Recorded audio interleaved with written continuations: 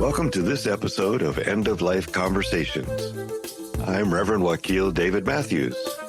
And I'm the Reverend Mother Ana Luisa Armendariz.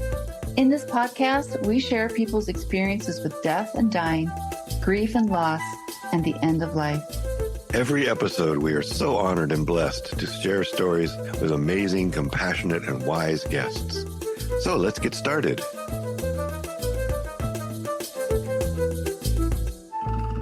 So welcome to this episode of End of Life Conversations. Patty Bueno is a certified grief counselor, dying consciously teacher, and creator of the Amorté podcast on death and grief education. She's currently training to become a somatic experiencing facilitator. Having accompanied 3 of her grandparents and later her mother through their dying process as a primary caregiver was an initiation and powerful call to serve and assist others in her community. She's the mother of 2 beautiful men who are married, and she just became a grandmother. She lives in Mexico City and has been supporting terminally ill patients and their families on their dying and grieving journey for the last 15 years. She offers workshops, teaches Death Rites, and offers one-on-one bereavement sessions. Well, thanks so much for joining us for this conversation, Patty. We are so glad to have you. So we usually start with this question that we talked about earlier, which is, when did you first become aware of death? Hello, Wakil. Hello, Ana Luisa. It's so nice to be here with your audience, speaking about this very important conversations around death and grief. And for me, my first experience and awareness around death was, I can't remember if I was 12 or 13. I was living in Costa Rica at the time. My mother's Costa Rican, my father's Mexican. My stepfather was American. I was born in the US and have been living in Mexico for the last 35 years. So I was between 12 and 13, and we were at this club that's in a mountain. It's called El Castillo, and we were having a family picnic. And an older gentleman at the table next to us in the forest, they were having a barbecue as well. We were all doing picnics. He had a heart attack. And I remember an ambulance arriving, help arriving, and paramedics trying to save his life, and he didn't make it. He died. And there was a vial left behind. And I remember I was just so amazed and taken aback from how precious, just in that moment, a little while before he was with his family enjoying his Sunday afternoon, and how precious life is, how we don't know when it will be our last moment. And I saved that vial for many, many years as a reminder of how fragile life is and how important death is as kind of like our ultimate spirit guide, or, awareness of life, of living a full life. And then a couple of months after that, I started dating. My first boyfriend had just lost his mother. He was 15, I was 13, and his mother had passed away about 6 months before we started dating. And so I went through his grief journey with him, we dated for 2 years. And I remember so much of my own grief coming up. I hadn't lost a family member or anyone close to me, but to death. But how I had experienced so many other losses and so many other deaths, even though they weren't physical deaths. And so from a very early age, I remember death being just like this very wise and important teacher on my shoulder, just reminding me how precious life is. Really? Well said. Well said. Wow. And it's so beautiful that at such a tender time in your life, you were already starting to have this awareness of the fragility of your life, the fragility of all of our lives, right? So based on that, Patty, how does that origin story create the thread of your life now and the work that you do? How did you come all the way this direction? Well, as I mentioned, it was about grief. For me, it was about grief and loss and many different, many different ways of how that showed up in my life. When I was very little, when I was a year old, I moved with my grandparents to Mexico. And so I was without my mother and father for like 4 years. And then I returned to live with my mother in the US when I was about 5. And so first it was like being without my parents and being with my grandparents and the love I felt for them. And then moving back with my mom, and, it's a different language, kind of felt like an adoption, like living without my grandparents and moving back with my mother who had remarried. I had a sister who was 3 years younger than me that I only saw on vacations, and she spoke English, I spoke Spanish. And so these other, embracing other cultures, then moving to Costa Rica and immersing into Spanish again after, speaking English at home, and then moving to Mexico when I was around probably my early 20s. Yes, it was my early 20s. My parental grandfather became ill. He had cancer, and he was like my father. And I was very, very close with him, and I accompanied him on his 3-year journey with cancer until his terminal phase, where he was basically put on morphine until his organs shut down, and him not wanting to live anymore and trying to respect his decisions. But at that time, it wasn't legal in Mexico, because now it is. I don't know if you guys are aware. We don't have euthanasia in Mexico, but there's this thing called sedación paliativa, which is palliative sedation. I think you translate it. Okay. Which is where, like, when someone is in a lot of pain from a terminal illness, they usually, they prepare like a cocktail and you're just medicated until your organs shut down, which is different from euthanasia. So I accompanied my grandfather through several surgeries and just a lot of pain and radiation and chemotherapy in the last part of his life. And we were able as a family, because he went into this palliative sedation at the end of his life, he was able to say goodbye to all of us. And how important all of that was, what a difference it made to be able to say our goodbyes. And then my maternal grandparents had cancer at the same time, and they died within a month difference. Wow. And so they were ill for, I think it was 1 or 2 years. And so I made many trips to Costa Rica with my mother, with my aunts, and accompanied them on their dying journey as well. And then after that, my mother had ovarian cancer, and I was her primary caregiver for a year. And we came to California with her sister and stayed at her house. She died in this room, actually, where I'm here now. This is where she spent her last 6 months. It was beautiful. She was in hospice care, and she had taken care of like all, her death wishes, what she wanted to do after she died. And we also, as a family, were able to say our goodbyes to her, and how important, how different it was for all of us to be able to really go through the dying process as a family made all the difference in the world. And so when all of that happened and I went back to Mexico, I realized how important it was to have all of that support in hospice that we were offered here. And so when I went back to Mexico, I decided to become a grief counselor because I had already accompanied several of my family members, and seeing how important that work was and how it transformed my life. I wanted to offer it to other people. And that's kind of like the thread, full circle of how all of that kind of came together. And of course, just adding on tools of how I can best serve and coach and help and accompany families and clients through their own grieving and end of life journey. Oh, Patty, that's beautiful. Yeah, I really appreciate that. That's such a beautiful story, and the path has obviously been in front of you, right? You've been moving through that path. And Ana-Luisa, do you have something you are going to follow up with? I do. Can you see me thinking? My cogs are going. Yeah. So you went back to Mexico and you started this work in Mexico.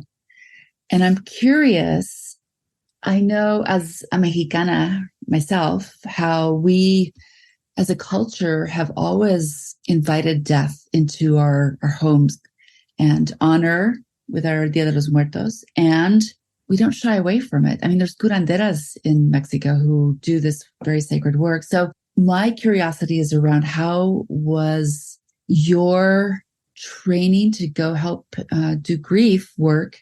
How was it received in Mexico? That's a really good question, Ana Luisa.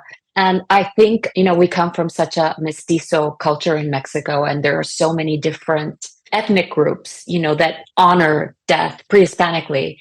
And then with colonization and religion, like the syncretism between Catholics and pre-Hispanic cultures and how they view death. So I think it's really helpful, the vision that they had, how they held in pre-Hispanic cultures death, and then kind of like the weaving with Catholic religion and Christians, how they honored death and how they viewed it. I think when religion is involved, especially with Catholics, that's my upbringing, Catholic religion. And so I would say for Catholics, it's not that easy to embrace death. There's so much fear around death. And so I think that going into these other cultures, I mean, that really was the invitation for me, like trying to find ways to talk about death, open these conversations and learn from different cultures. So I visited India several times. I went to a bhakti training. I've done with Tibetan Buddhist approach, their maps towards death, and sat with different tribes and learning, like from the Red Road and different traditions into how they embrace and hold death. And for me, I think it's like what has really helped hold death and bring death closer is to embrace what I call spiritual humanity, right? It's like, I think so much of the fear around death is kind of like the things we didn't accomplish. Right. A lot of work with terminally ill patients, we talk about bucket lists, right? And it's these things that we still haven't done, or the forgiveness that we still need to do, or the amends. It's all about these things that need to be done before we die. That's why I think death is the greatest master to live a full, rich life. So yes, we have these altars and we have these ceremonies that are available to us. And as Mexican people, we see it. But I think if we come from a different religious background and we are not from like these ethnic groups, if we grow up with other beliefs, then death is not something that we grew up seeing around us, then it's foreign to us. There's a lot of fear around it, especially if we don't have conversations. And I think one of the, the first modern pioneers to bring all of these subjects was Elizabeth Kubler-Ross, right? Talking about how natural it was before, if we lived in farms, or if we had, if we lived with our family, right, and have elders or children, or, die at home, and be part of these doulas or midwives as something natural that happened at home, or like burying an animal that died naturally, or because it fell ill, or because it got ran over. I mean, all of these practices of rituals and ceremonies are so important so that we can have like a mind frame and space as a container and as a tribe to hold death in our community. Yeah. If we don't have that, there's just so much fear around it. So I'm sorry. Yeah. So it just depends on many things. Yeah. No, I hear you. I think that you've kind of pinpointed too. It's Catholicism as a culture, as the colonists who came in, right? And this fear of death because of everything you just talked about. And also hell, because there's a huge component of the afterlife that's creating this fear. And then if you have folks who are indigenously minded and living, death is constant, and we're always talking about it and relating to it. And the afterlife is just being consumed back by Mother Earth. There's no hell for us. Mm-hmm. And so it's fascinating because that is big work. That is very big work for all of us, Christians, Catholics, anybody who's worried about that afterlife component. I think that's a huge, huge hurdle for our work. Yeah, exactly. Yeah. And I think to prepare for end of life, a big work we can do in preparing for that is our small everyday grief. Mm-hmm. Mm-hmm. How we're just surrounded by loss constantly. And if we can make that part of our everyday living, become more aware, be more conscious about it, it helps us expand our containers. Yeah. Mm-hmm. So that we can hold all of the grief around, losing someone. Yeah. Mm-hmm. I love that. And so by being able to have this larger container and holding our grief, ending of relationships, moving, loss of a job, a friendship that's over, like everything that happens, like just even seasons, like honoring those seasons, Mm-hmm. Yeah. And the syncretism also of Day of the Dead in Mexico, as you were talking about, Ana Luisa, it's like the altars are for asking. Altars are usually, we place sacred objects on altars or sacred beings on altars, and it's like asking for something. And then the difference of offering, which is kind of like the veils that come together with these pre-Columbian, pre-Hispanic traditions, ethnic groups, where we're offering to our dead, we're offering to our loved ones, we're offering to Mother Earth. It's like us giving gratitude and offering something back in these places where it's this big feast where the veils, they collapse and we can communion and party with our loved ones that are no longer here. Right. And I think we can do that. Right. We tend to then. Yeah. But also I think it's a place to, with this mind frame from Dia de Muertos, that we can do so many other things that help us prepare for death or tend to death. Right. Yeah. Yeah. Beautiful. Yeah. Thank you. Good questions and thoughts. Can you kind of talk more about your work right now and what you're teaching, how you're teaching, anything, more about what you're doing at this time? I'd love to hear more about it because it's amazing and important work. I do one-on-one bereavement. So grief counseling one-on-one, mostly through Zoom. I offer workshops where we explore different topics around death and grief. So going through looking at different aspects of ourselves as a community or where there is grief that is unprocessed in our lives, in many places where it's kind of hidden from us and we don't know about it. Yeah. Then I also teach Death Rites. So I'm a dying consciously teacher. It's dyingconsciously.org. It's an organization that was created by Alberto Villoldo. He's Cuban. He's an anthropologist. He did a study on the brain in the University of San Francisco for about 20 years. And he started studying shamanism to kind of like try and understand how important ceremony is for our brain to understand and to integrate different things that happen to us.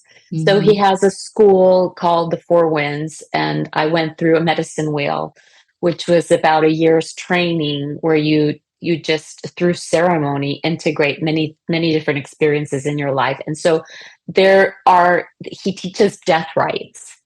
So I became a Death Rites teacher, dying consciously teacher, and it's kind of like what you go through towards the end of life to help yourself prepare. So like recapitulation, doing certain ceremonies, just going through all of the things, kind of like the bucket list of what's important for us so that, we can go in peace.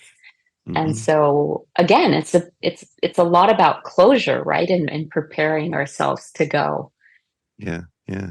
And I love that you've said a couple of times that this is that this preparing for dying and this working with death is a breath by breath kind of thing. We are dealing with death in every moment of our lives in many ways, and it's so important so that it doesn't just surprise us. Well, and it doesn't just apply to that actual life leaving us or life leaving our beloveds, but it's all those other ways that we die before we die, as they say in the Sufi world. So I think that's really important, and I love also that it does give us that kind of practice, if you will. It helps us to be in that, so the muscle memory or whatever that that we know when we see it, we know what it is, and we know how to move through it. And I guess for me, the other piece that I'm interested in your thoughts on are, what kind of counseling or counsel do you give people who are trying to hold both of those, that are trying to hold the despair and the worry and the fear with the joy and the beauty and the those are both going on all the time, right? So is there something specific that you've found is useful for working with people in that? Let me see if I can remember the words. Okay, so grief are all of the feelings that come up with loss. And it's like we never tell someone when they're happy, it's time to get over that happiness. It's like, it's going to take how long it takes, with sadness, with anxiety, with all of the feelings. There might be guilt around it. There might be shame. There's so many pieces that come up. And so mourning is the outside part we do with the grief we live. So mourning is what's important so that we can move through the grief. I mean, if we're grieving and we don't have a space or community to express that grief, to share how we feel without people telling us, many of the times people that love us and that want the very best for us. And it's so hard for them to hold our grief because they've never dealt with their own. Right. And so that's mourning, like having these mourning communities. So it's like we have these maps and we have to just keep practicing them with everything that arises in our life. Yes. So that we can prepare. And by prepare, I don't mean in any way that if we lose a loved one, we won't be sad, we won't cry, we won't miss them, we won't have all of these feelings, and we won't go through the grief and mourning of losing a loved one. That's just not possible. That's why they go hand in hand, and just preparing for that journey and for all of it is part of life, knowing that that's part of what we're going to go through. And we need community and loved ones to hold us through those difficult times where we sometimes can't get out of bed or, can't function on a day-to-day basis of going to the supermarket or having a clear mind. There's so much confusion. There's so much, especially if it's not an illness, if it's an unexpected death or loss. Right. Because I've had horrible loss that is not related to a physical death. And how hard it has been to move through that has been just as difficult as a physical death of a loved one. Sure, yes. Yeah. Makes sense. So I think it's all part of the same death education. Yeah. So with your work, what are your biggest challenges? The biggest challenges are starting the conversation. A lot of the times people don't want to visit a grief counselor because they just feel nothing is going to help. Right. I remember for a time I was doing some social work at an elder's home. And as a grief counselor, when I went by to, see if anyone wanted to talk to me, everyone would be like, no. And, if I said, I'm giving Reiki, if anybody would love a Reiki session, oh, they loved it, So then I'd give Reiki, and during those Reiki sessions, they'd open up to me and it'd be so much easier to have a conversation. So it's just having people open up to the conversation around death and yes. Yeah. That's one of the biggest challenges. I think that that's what we've all talked about, the challenges of we know the need is there and the discomfort that people feel around exposing their yearning to talk about this. But every single dinner party I have, death will eventually show up at the table and we sit around and talk about it. So that might have something to do with you, though. You're preponderant. Yeah. I know, I do. We do have a tendency to talk about death almost on a daily basis here in this household. So yes, it's true. Yeah. So challenges, yeah, those are often the case that just getting the conversation started. What kind of things do you use to resource yourself as you're going through this work, for your own practice? Oh, poetry. Yes. Stories. Love it. Mm-hmm. Altar ceremonies are just the best way for me to kind of get centered again and go back to this, when I'm working with something that's really heavy. Somatic practices, just with my senses, grounding myself back in the here and now.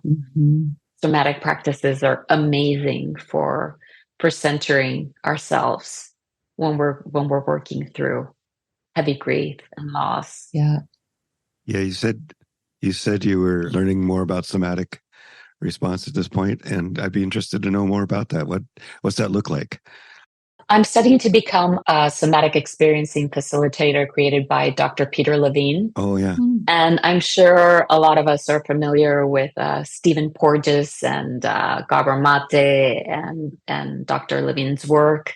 Many other amazing doctors that have really brought this back into how to deal with trauma in the body. And so it's kind of learning how to track what's going on in our body and our nervous system responses as to keeping us alive, and how that translates, and how we can become aware of how it's trapped in our body, and how we can, through different exercises, help that stuck energy move through our bodies so we feel safe. And this went, Dr. Peter Levine started this system by studying animals and their responses in nature, the shaking, fight and flight, and the shaking, and So it's an amazing tool for grief and loss as well. Yeah, I love all these like your tool case, your tool chest that you carry. It's so beautiful. I love that somatic piece, because even though, so I've studied with curanderas, and there are somatics that automatically kind of just waft up through our practices.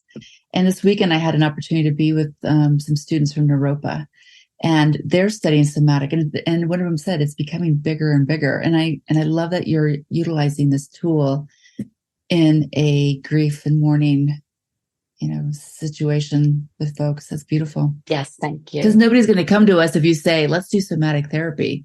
But as soon as you show up, if you want to do Reiki, or do you want to have a cup of tea, un tecito, unas hierbitas, then it starts like opening it up and coming through. Exactly. Yeah. Love it. Yes, definitely. Yeah. What frightens you about the end of life? ¿Qué te da miedo?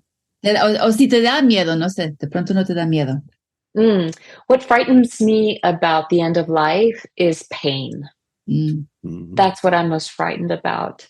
Pain. I think, if we have, like, medicine is so advanced, I mean, for me, there's no reason why anyone has to go through suffering, at the end of life. And I often say there's so many worse things I can think of.